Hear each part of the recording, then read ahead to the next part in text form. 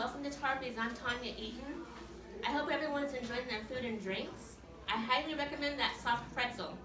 It's so delicious, it's malicious. That soft pretzel had a lot to do with why I decided to check out this particular Toastmasters group. I come from one of the most beautiful places in the entire country, surrounded by ocean, near mountains, rich in natural resources, and we feed the entire world with some of the best food available. The food I'm talking about is wild Alaskan salmon. That's right, you're looking at a wild Alaskan. I'm Alaskan native from the Tsimshian tribe and of the Raven clan. I grew up in Metlakatla, Alaska. Our ancestors migrated from Canada to pursue religious freedom and practice Christianity. We followed a missionary by the name of William Duncan.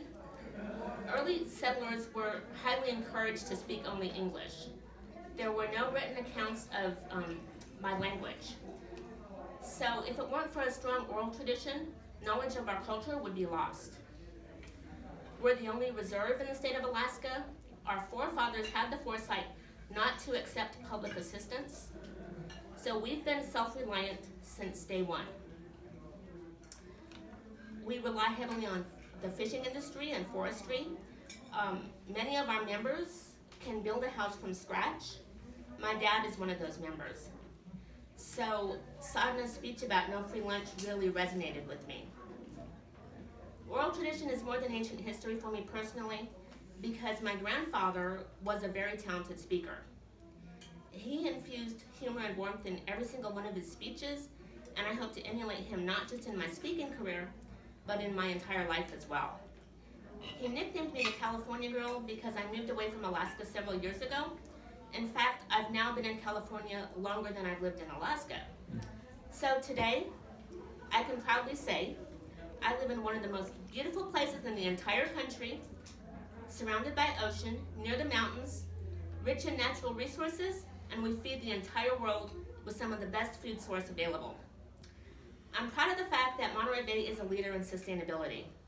I know this because I'm an avid reader. My TV stays off. I love words, and that's what led me to read The Death and Life of Monterey Bay. This book chronicles how Monterey Bay fought its way back from near extinction nearly 50 years ago to become a thriving ecosystem. Julia Platt saved Monterey Bay. It's hard to ignore the fact that I'm in a wheelchair, so I want to answer a few questions about that. I wasn't born this way, I'm not paralyzed, I have osteoporosis. We found that osteoporosis can lead to serious complications, and my most recent stay landed me in a nursing home for a 10-month stint. That 10-month stint looked to be permanent because my doctor took away my weight-bearing status. That meant that I couldn't sit up without assistance, and I needed a machine to get out of bed. I'm lucky that I had a physical therapist who cared. He thought of a loophole.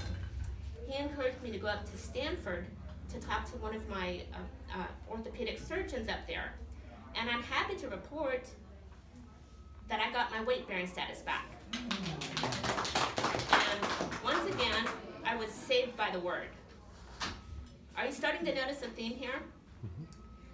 Words can change circumstances. Words make the difference between languishing in a nursing home, poking at barely edible food, to expanding your comfort zone and delivering your first speech ever in one of the area's best venues. Words have the power to save even an entire culture. I've always known the power of words, but when writing this speech, I've learned a few things. I realized how I came to love food so much, why I'm good at pulling a lot of all-nighters, but also I learned a lot about goals. Like 50 years ago, we thought it was okay to dump dead sardines in our Monterey Bay. Our otters were dying. But today, the lovable, playful otter has become the very face of Monterey Bay. Julia Platt didn't know what her actions would lead to. But today we're a leader in sustainability. When I first came to this group, I thought, well, you know, I'm going to come here, and if nothing else, at least I'll enjoy the soft pretzel. And maybe, you know, enjoy an entertaining speech or two. But instead, I've learned so much in such a short period of time that I'm looking forward to harnessing the power of the spoken word with my fellow Bayview Toastmasters. Thank you.